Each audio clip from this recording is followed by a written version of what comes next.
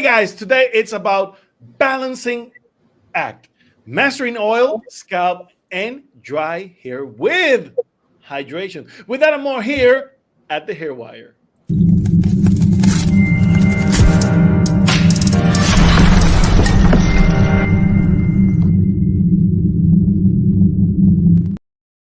And welcome, guys. Welcome to the Hair Wire, the place where you, my friends, get hair smart. I'm your host, Sergio Cardona, alongside with Carrie. Jared, how you doing, Carrie? Hi, I'm doing good. Getting back into the routine of things after back to school. So, Hey, we want to apologize for Bisan. She's not feeling too well today, but we send our prayers, Biz. Hope you get better soon, and hopefully she'll be back next week with us.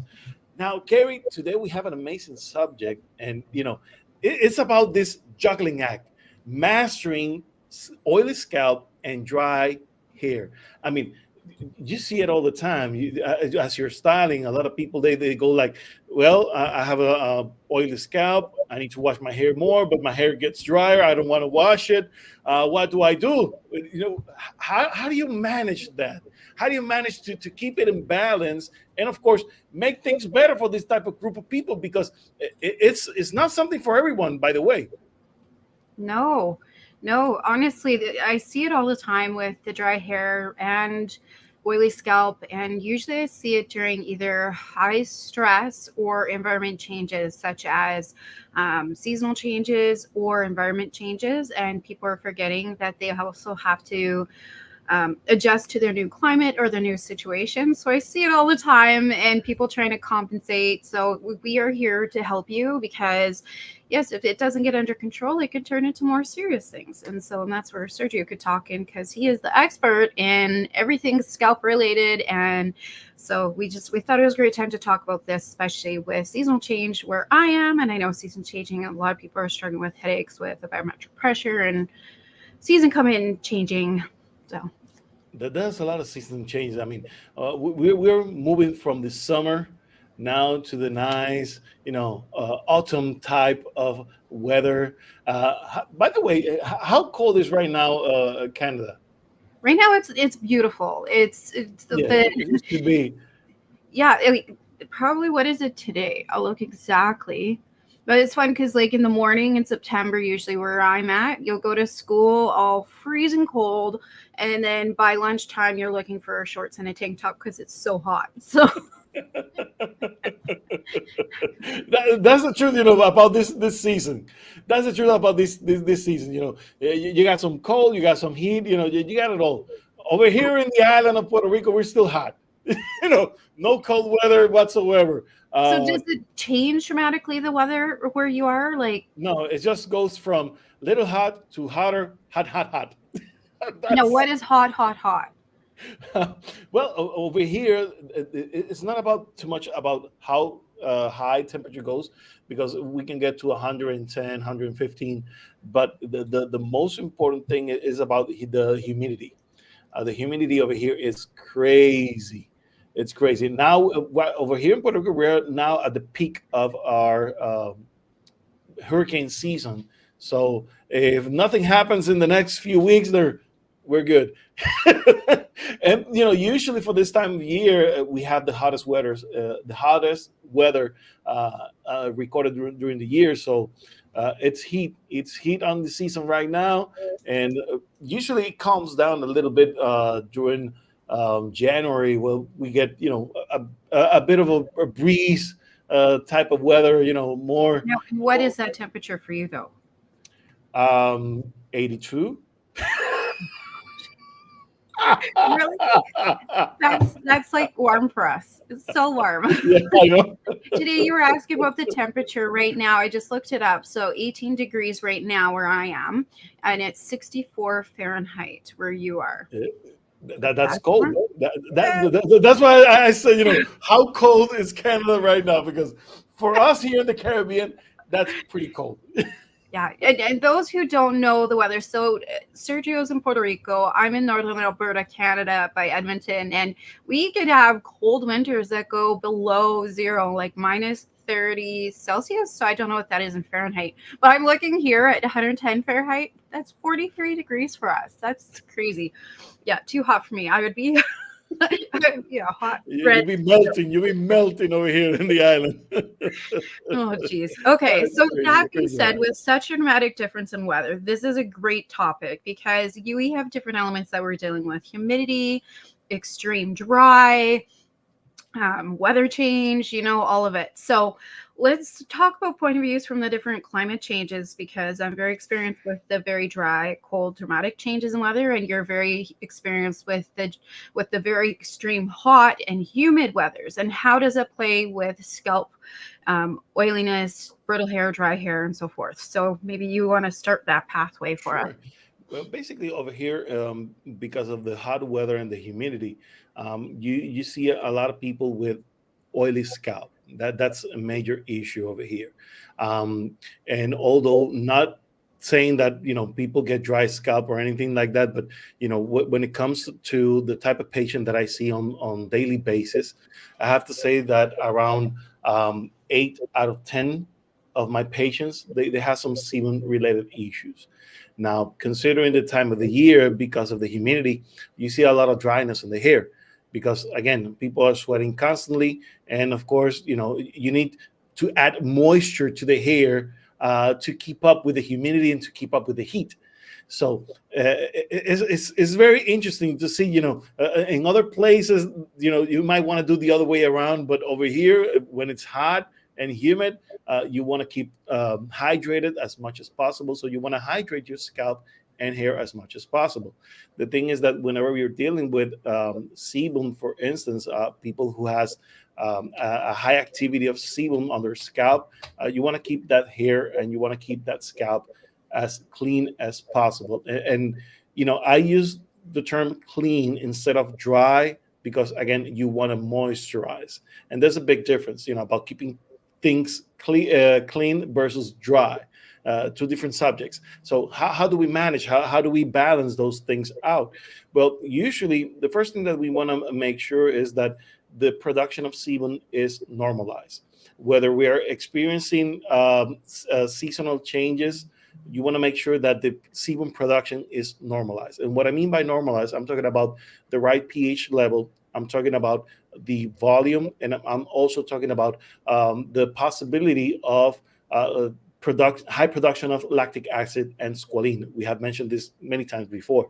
Now, how do I go about that? Well, the first thing is I need to understand what are the things that are causing my sebaceous gland to be more active. So I want to make sure that people are following on their diet. So making sure they're not doing fried food, that they're not doing processed sugars, and that they are eliminating basically dairy from their diet. So if they are doing those things in terms of what can we do internally, you should be fine. The other thing that we can also manage is stress. So, working out, doing yoga, meditation, and of course, taking stress supplements can really go a long way and help you into keeping that sebum production at the lowest possible, considering, of course, those seasonal changes. Now, if I have those things clear, and they're working it the way it's supposed to, then the production of sebum that I'm able to see at this point because of the heat is basically managed through the sweat. So I say, how you manage through the sweat? But the thing is that as I'm sweating, the sweat actually helps us remove sebum. So sweating is actually pretty good, but the problem is again, I want to make it clean. I want to keep my scalp clean and also hydrated. So one of the things that a lot of people misunderstand about this subject is that sometimes I just need to put a conditioner on my scalp. And I know a lot of hairstylists go crazy every time I say this. Like, you cannot do conditioners on the scalp. Well, think about it. Your scalp needs just as much hydration as your hair does. And you have to consider that if you want to bring the pH scalp balance, you need to add moisturizers to help you into that process, right? And it's as simple as that, but you have to consider the exposure time of that conditioner and the exposure time of your shampoo. Because if you have for instance, an oily scalp, then you want to add more time into your shampoo to add more exposure. And as you need more moisturizers, you want to add more time with your conditioner to add, again, more exposure and bring more hydration to your scalp as well as to your hair. So those are simple things that I like to do here on the tropical weather. Now, how about you, Carrie? How you manage it over there? Yeah, absolutely. Well, first off, as a stylist trichologist, am one of those two who encourage to put conditioner on the scalp, but there is a right way, and there is a right way to do it, which I'll explain after how I explain we take care of the hair. Oh, there we go. My computer going crazy. um, how we work with the dry weather here. So having the extreme humidity where you come and the heat, we have extreme dry to the point where nosebleeds are common for everybody to get here. And where it's very dry, where your hair is staticky, brittle, flying everywhere, we're dealing with the extreme cold. Now, when Sergio was talking about how your hair, how when it's really, really hot out, you sweat and you don't moisturize your ends of the hair get dry because it's losing that moisture from sweating. Well, the opposite here also happens here with the extreme cold is we don't sweat as much. However, we're using more energy to produce more heat to keep our bodies warm using a certain type of energy. Plus also too, the air, especially on those cold, bitter days, what it's doing is it's drying up and freezing any humidity and moisture that it can, essentially almost causing like a freezer burn effect to the hair, drying the ends out. So, and that's where pH comes. The pH of the hair is compromised both by extreme heat and extreme cold. And so it's important that you balance those two. So with my clients, when we have at the extreme dry, I'm always telling clients, first off, know the difference whether they have a dry scalp or dandruff, which we could explain on that too. But also too, if you're oily and you're too oily, what happens is our body, if it's producing it's too dry, our body will self-compensate, producing more oils because it's like, oh, it's dry, I need to moisturize the scalp. Exactly. And when you go to the store and you go get moisturizer at the counter, like, oh, it's because you're dry, but you're like, no, I'm producing too much oil on your face. Well, your body is overcompensating because it's trying to moisturize the skin suit that you're wearing. So it's going to happen on your scalp and on your face. And so if that's happening, check how much hydration you have happening. Are you moisturizing enough? Are you conditioning the scalp and conditioning it properly? Are you drinking enough fluid? Now, one thing too, I find as well, when we're not as active and we're not outside, especially in the drier weather, we're sitting around more, maybe we're drinking more, but we're not hydrating as much as we think we should, especially when there's heat. You still have to hydrate in the extreme cold weather as well. So that being said, it's important to check your hydration levels. Now, the way we do it and the way I recommend all my clients to do is to monitor your urine. And I know a lot of people are like, well, I count how many glasses I'm going to have of water, but that's not always effective. We're not in a one-size-fits-all world, and our bodies are awesome. They give us signals on what's working and what's not. And one of ours for us to monitor our hydration is through urine. Now, with the urine, if you find that it is too yellow, and keep in mind, there are situations where the urine might be changed because of medication, but most commonly, if your urine is too yellow, you're most likely dehydrated. And the best way that you can hydrate yourself is drink more water. Now, if you're finding that you're still drinking enough fluid, but it's still not doing the trick, put a little bit of quality salt into your diet or into your water. You might be missing the mineral to help you absorb the hydration. Now, when it comes to conditioning the scalp, and I can see some stylists cringing when we say put conditioner. Keep in mind, I am a master stylist. I am encouraging this. It is a great tip. Now, the reason we say that, so when I have my clients throughout the normal year, normal summer season, I tell them just condition the mid shafts to the ends. Unless there's days that they notice that they're a lot drier than normal and more staticky, or they're having to put hand lotion more on than normal, I might tell them to, hey, go in the shower, put the conditioner on your root, and put a mask on the ends to balance that pH. Now, when I'm using conditioner on my roots, I'm always putting a mask on the ends and meeting it in the mid shaft. So essentially, I'm putting regular conditioner from here to about where it meets my shoulders or my ear, and then I put the mask from my shoulders down. Yes. That mask and that conditioner is going to balance that pH, so the the hydration level on the hair itself, not just the scalp, is going to be even root to end. Now, it's important that we're hydrating our hair, especially from the shoulder, within the ear to the shoulder length down and balancing that pH. The reason that we do that is because we're keeping the hair hydrated and we're trying to nourish the hair that we have, preventing breakage, static, brittle hair, tangling, which is a huge one, which causes hair loss as well. Hmm. And that's the whole point. Now, another thing, recommended tip that I always give to clients, and you've heard me talk about this all the time, and if you follow me on my Instagram channel, I'm always pushing this product. It's my favorite product. Sergio, I know you're nodding, you're laughing because you know what it is. Drop it. Hair serum. I can't stress it enough. And knowing the difference, there is hair serum and there is scalp serum.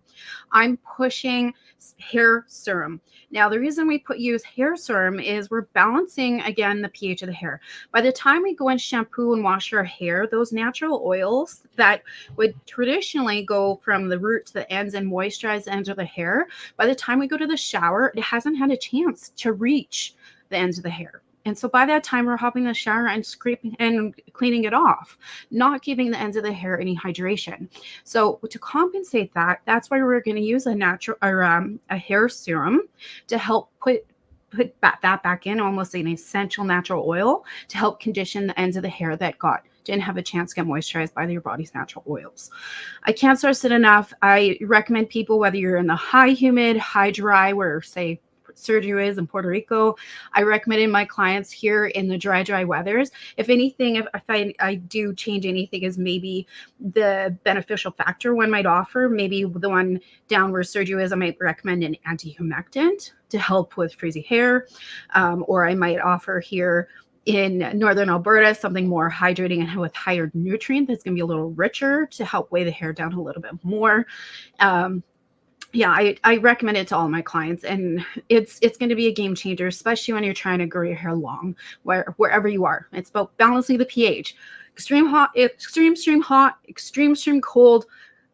These are going to bounce you back into the middle where we need to be to have healthy hair from root to end. It's incredible, how extreme weathers at the end they look alike. It is the places in the middle where you have to make real big adjustments. So whenever we see the dehydration on the hair for seasonal changes, we have to correct it. And the best way that we understand and know how is by using the right shampoo with your conditioner, your mask, and of course your oils. Now, I also would like to add an extra layer by using leave-in conditioners before your oils. Um, if you need that extra you need that extra moisture depending on the thickness of your hair. Because if you have thin hair, which is the case that we were kind of mentioning at the beginning, if you have thin hair, then you perhaps don't want to use a thick leave-in conditioner, and you might want to use a very light oil so that you're able to hydrate. But if you have a thicker hair, then definitely you want to add something more spice, more stronger than that to help you out, fight the humidity, and of course, if you are on very dry weather, fight off that dryness as well. So it's incredible again how the extreme weathers they kind of react almost, the type of treatment is almost the same, but it acts differently, you know, Mhm. because again, you want to keep moisture, you want to avoid dehydration. So it's very interesting. Now, again, about the oils on the scalp, whether you are on dry weather or high humidity, you want to make sure that the production is right. So again, one of the things that I like to mention, and I was talking about a few minutes ago, was about time exposure of the shampoo. For instance, you may have your regular shampoo, and you don't want to switch, or you don't want to buy a new shampoo. What can you do, to get an extra power of cleansing, to remove that sebum? Well, first of all, leave that shampoo at least 10 minutes. That's a quicker way to do it. The other thing is that you can add, for instance, you can add salt and to make it like a scrub, to make it more easier to remove sebum.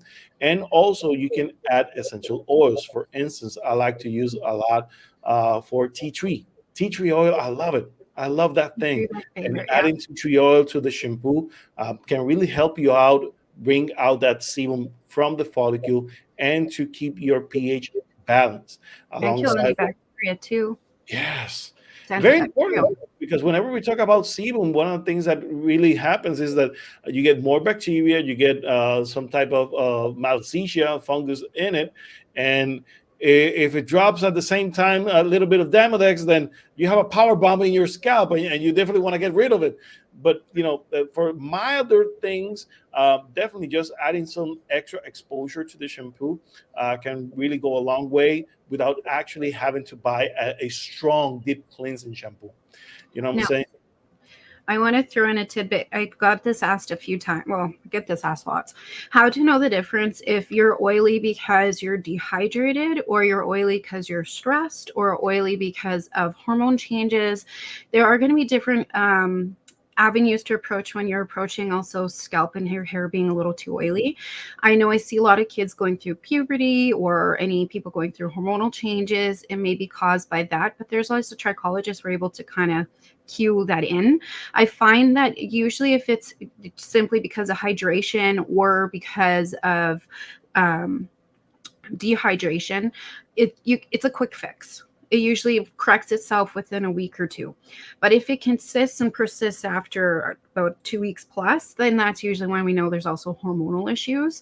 I also find too with the drier scalp, when it is over oily from being dehydrated and cold in the colder weather, I notice the skin will be a lot more tight, a lot tauter. And I find that the people in their face will have more combination skin.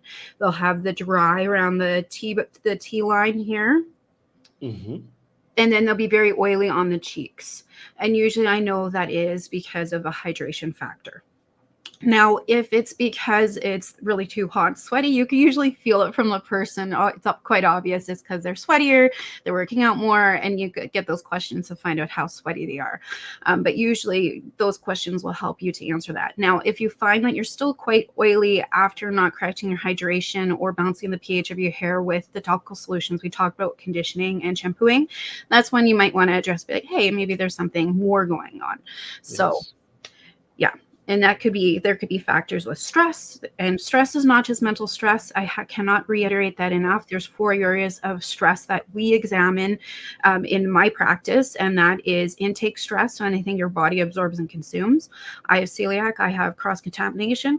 My scalp could get a reaction and have too much oil. There's a lot of different variations. It could be physical stress. So maybe there's a physical stress that you haven't addressed, causing your body to react a certain way. There could be mental stress. So anything your body mental stress is like your everyday stuff, how you react to things, how you choose to react to things. So, for example, getting mad at somebody in the parking lot because they left a stroller or a push cart out, those little things. And then there's also the stress, residual stress that we don't address, or things that have compromised or infringing on our morals, values, ethics, or trauma we haven't addressed. Those are all the stress factors we consider. So, example, you might be all of a sudden really oily, but it's coming tax season and you're stressed out. Well, consider that factor too. That might be a trigger for what's going on as well. Yeah. Definitely. The other thing is, whenever we talk about stress, I also like to add physical pain, whether it's diabetic nerve pain, whenever you're experiencing also, um, Inflammation. yeah, inflammation on your back, when you get knots on your back. There's plenty to go whenever it comes about nervous system signaling, particularly when it comes to pain signals. So you have to be aware of that, because usually we don't consider pain as a stress, and it is systemic. You have to consider that your nervous system is just one. So whether it's psychological or physiological, they all come to place they play in the same place.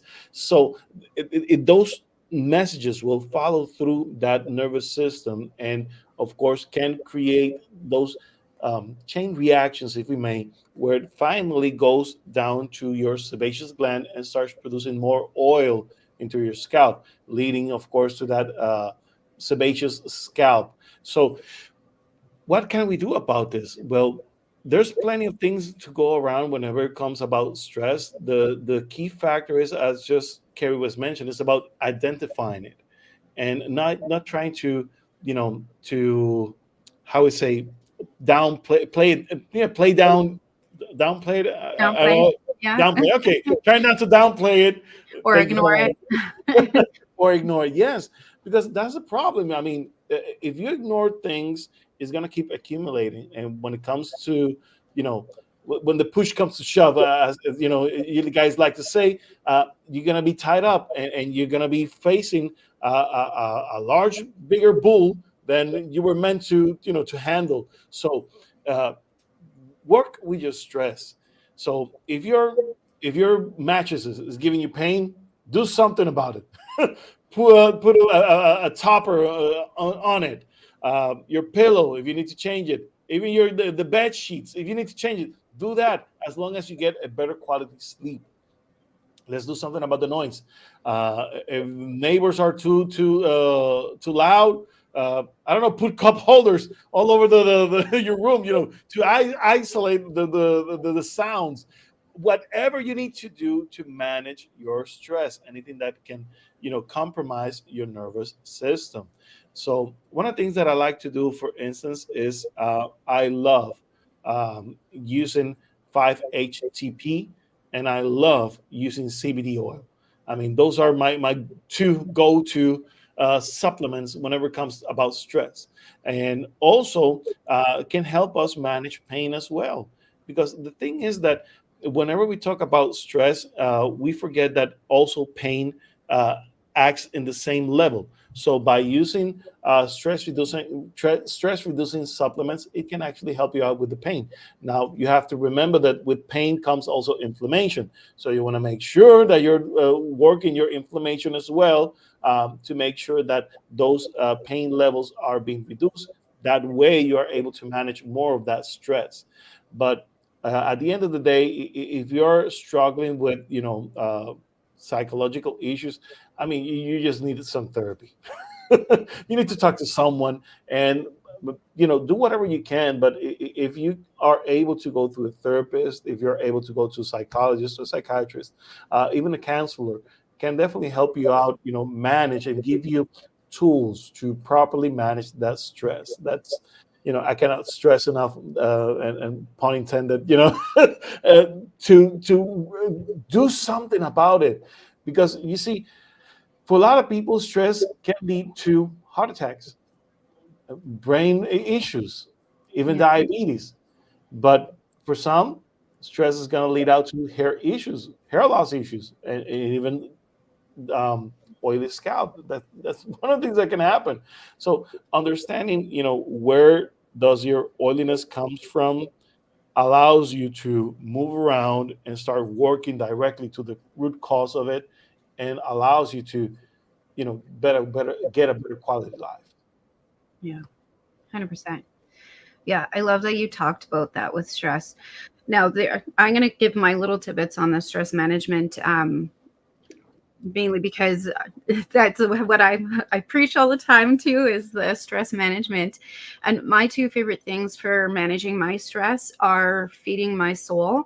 Now, as for me, I look at the body as two parts: a physical body and a spiritual body. Your spiritual body is your mind and your spirit, and you do need to feed that as well.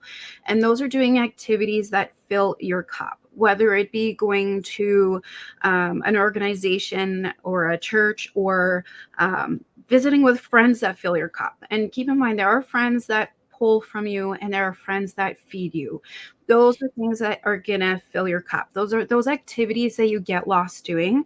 If anybody also follows me separately, I also am a jewelry designer. I make jewelry, and that is my place to just get mindful. I'm not a big meditator, but I could get lost in making my jewelry in a meditative state and just get lost in my art. And for me, that fills my cup.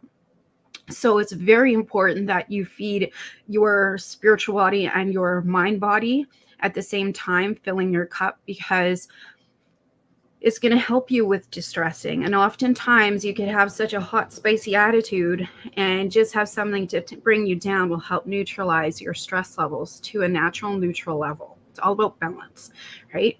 And some people play hockey, some play basketball, some crochet, some do a puzzle. It's just doing an activity that where you could start and then you're like, oh, I've only been doing it 5 minutes, and you realize you were there for 2 hours. Those are those type of activities you're looking for.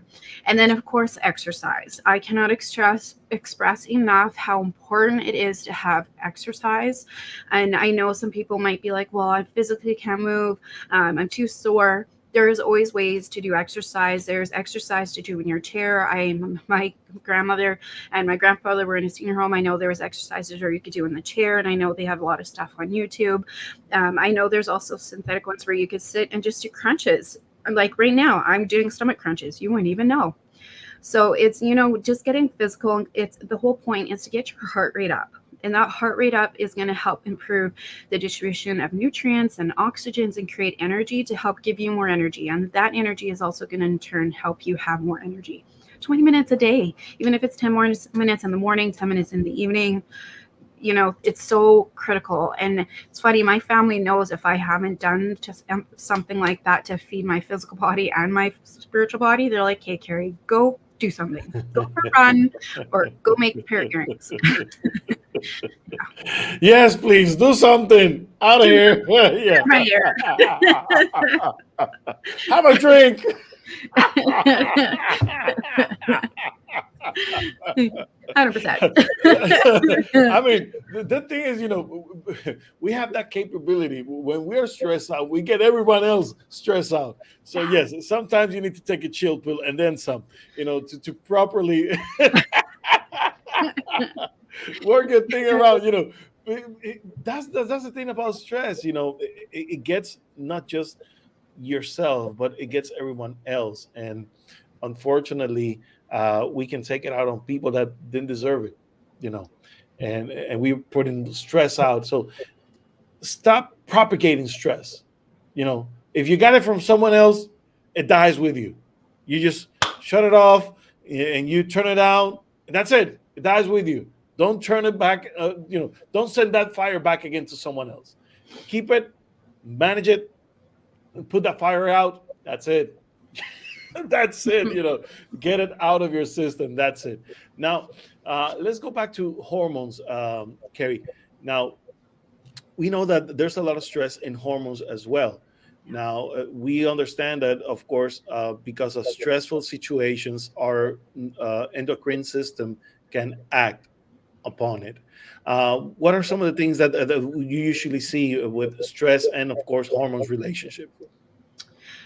Well, yeah, your body goes off whack. I see it, especially, let's start with kids going through puberty. I'm seeing a lot of that right now. A lot of the young kids, and the oil's so thick, you can't even wash it out of the hair. It's almost, you have to do a big, deep clarification treatment to remove all the oils from the teenager's hair. And that's just because they're changing. Your hormones are changing. And especially if you're a young youth and you're going school, stress at school, stress with friends, homework, all of that, or not eating properly. And I know we're in a day and age too where a lot of parents are both working full time. It's very rare that you hear of anybody having one parent home or two parents or even grandparents helping out. And so a lot of people are also eating on the go, or especially going to lessons. I know where I am, I'm a hockey town and a dance town. So everybody's grabbing McDonald's and junk food from A to Z. So they're not eating healthy. And so the lack of sleep, go, stress, and not having a good diet, and also kids also too, I find, aren't as well informed on the importance of hydration and how to actually clean their scalp properly. And I know a lot of adults do actually don't know how to shampoo and condition their hair. Oh yeah. I wish there was a hygiene program in school where you can learn how to properly take proper hygiene care from the experts in those fields, dental, eye care, sound care, hair care, all of that. I wish there was something more like that because I do see that quite often in the youth because of that information. And we at the end of the day, due to two parents, we're all human. I've got kids. We miss things. I forget to tell my kids sometimes stuff, and like my daughter has a cavity. Well, I'm not on here all the time to do flossing. It happens, but it's just as parents, it's for us to really make sure that we try and figure out why it might be happening and then talk to an expert and see, okay, maybe we could figure this out. Where is this happening? Is it maybe the poor diet that we have from going from A to Z, or maybe they're staying on the phone at bedtime like this until they fall asleep and whether it's why they're tired or stressed. There's so many factors, so we gotta be realistic with that. Next one I see, I'm 43, I'm seeing this also quite often, is women and premenopause. Oh yeah. Yeah, me and Bassad have talked about this a number of times. I'm a lot of my friends are starting to be premenopausal, and it's being proactive and educating yourself on premenopause. I'm also come from an era where my parents are baby boomers. They didn't talk about that stuff. They still don't talk about that stuff. So I've had to go seek my own information. Just because I wasn't taught it or because I don't know what I don't know doesn't mean I can go seek and be preventative. So I've been taking workshops and reading up on what to be prepared for, to know that the importance of sleep, the importance of hydration, the importance of a good diet, importance of exercise for my age group. I find I see a lot of women who are exercising like they're still 20 or 30 and wondering why they're not losing weight. But they're not understanding is that the distributed nutrients is different from when they were 35, 30, 25, and so forth. So they're on treadmills for 45 minutes, not gaining or not losing a pound. And it's because they're not exercising for who they are. So like doing that right research of how to exercise for our age group and also to eat for you. It's not, and I can't stress this enough. I've talked about this many times. So Sergio and Bassan, the importance of eating for your body. It's not a one size fits all world. I also believe that we should be eating based on our ancestral predispositions, our bodies, how you evolved from the way they've eaten from where we came from, plus also our environment now. So it's very critical to really know. And I find a lot of people, especially in our age group too, don't know who they are. They don't have a relationship with themselves to really know what they need and what, who they are to understand. So that's another big one, which I think we should talk about more on another day. But it's really understanding, like, what are your triggers? What do I need to do more? Where, it's a whole topic there. No, I actually I went over there, because the thing is, to understand who we are, we also need to know where we come from. Yeah. And understanding that means going back to our family, to our ancestors. What do they eat? How do they live? And how that carries into our lives. And of course, you were mentioning, what people ate, back then, what we're eating now, and how our bodies are more in tune to what our parents used to eat, and that's the genetics. That's the genetics of it. Now, also about the hormones issues, we understand, of course, that whenever we're stressed out, our adrenal glands also get out of whack, and we start producing a lot of adrenaline. So that's another byproduct that can actually give you a lot of oil on your scalp. So we talk about menopause. We talk about adrenal with the adrenal fatigue, basically, and of course about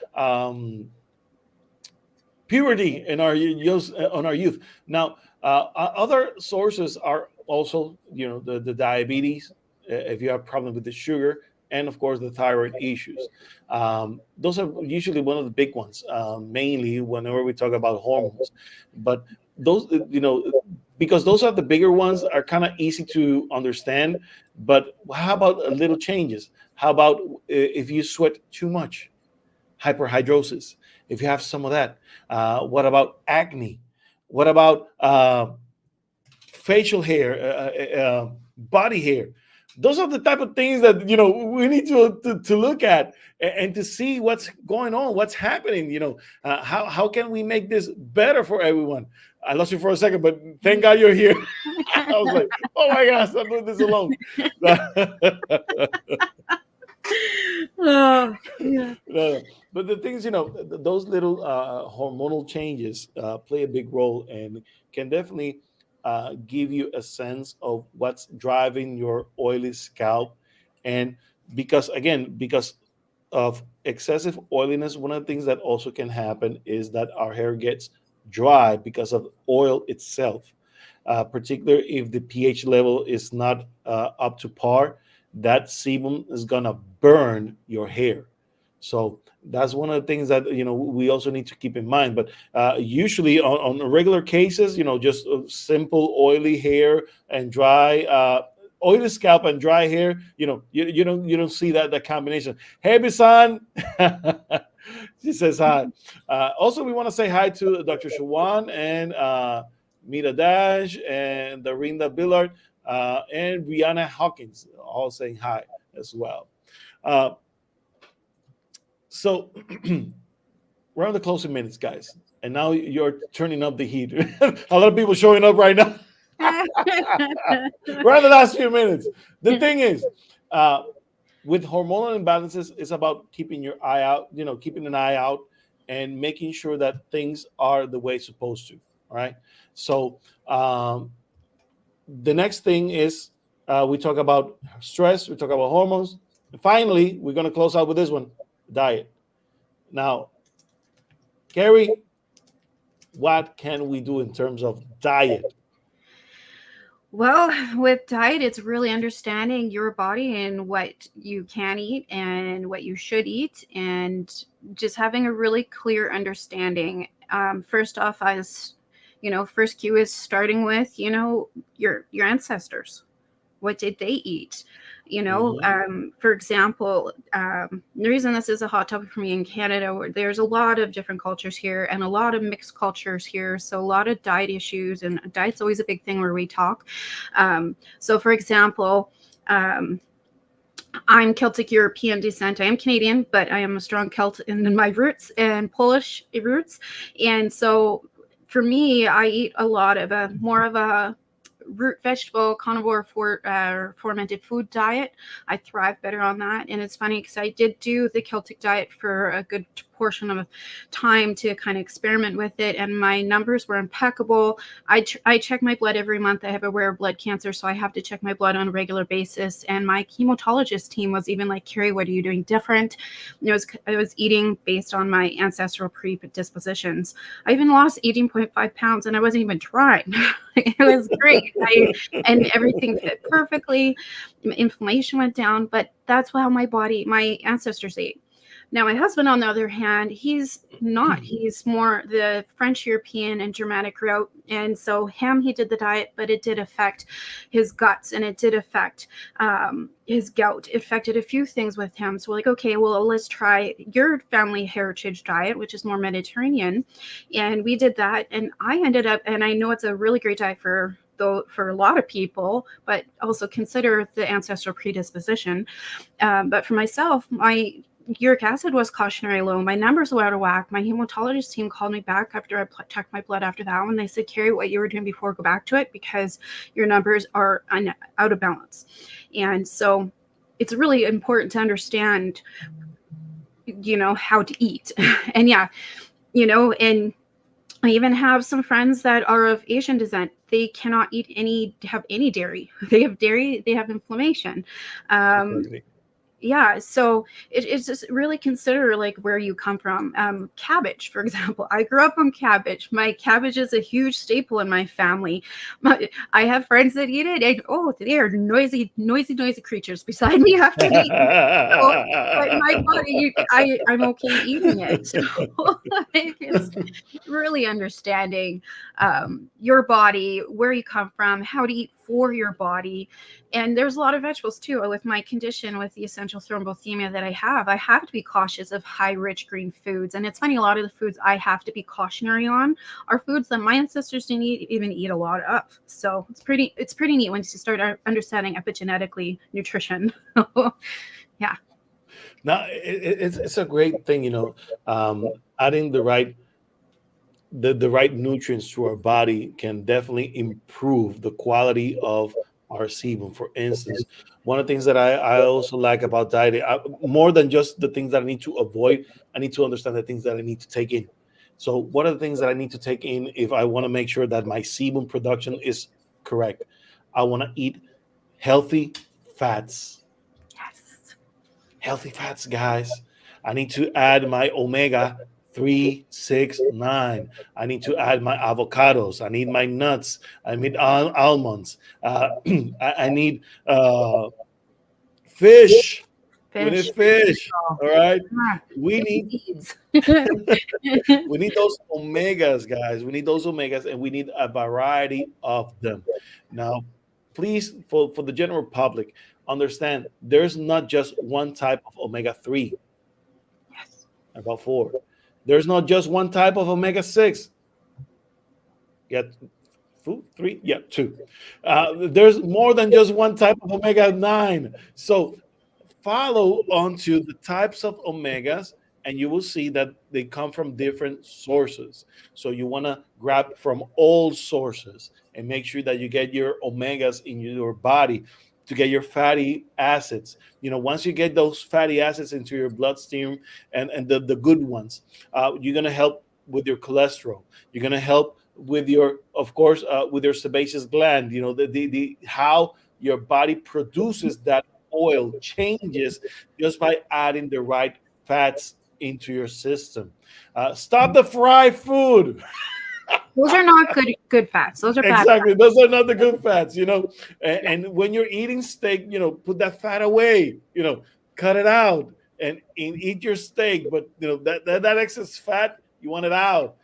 I, It's funny. Growing up, we were always encouraged to eat the fat. Like I still eat fat on my meat. I do cut it out, but we grew up eating it all the time because when winter, you're like you want to put fat on your belly so you have some skin to be warm. I mean, over here we love our pork. In Puerto Rico, we love pork, and you want that pork rind. Yeah, and So you come to a lot of more Northern Territory type areas. I know in like where winter is, we increase our amount of fat on our meat because we want to build that fat.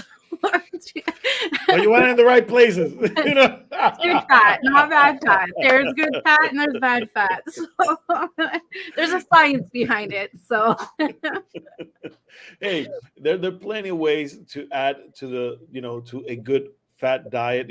Again, you want to eat your avocados, your olive oil. Don't lose that olive oil. I mean, Bisan has been stressing about olive oil last time.